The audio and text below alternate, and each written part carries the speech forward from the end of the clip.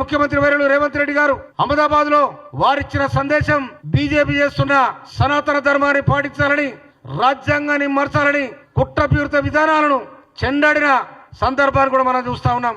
అందుకోసమనే ఇంకా ఈ దేశం వెనకపోతుందా, మోడీ ముందు తీసుకుపోతుందా కూడా మనం తెలుసుకోవాల్సిన పరిస్థితి ఆసనమైంది. అందుకోసం బడుగు బలహీన వర్గాలు, అణగారిన కులాలు, అణిచివేయబడ్డ కులాలు అన్ని కూడా ఏకం కావాల్సిన సందర్భం ఆసనమైంది.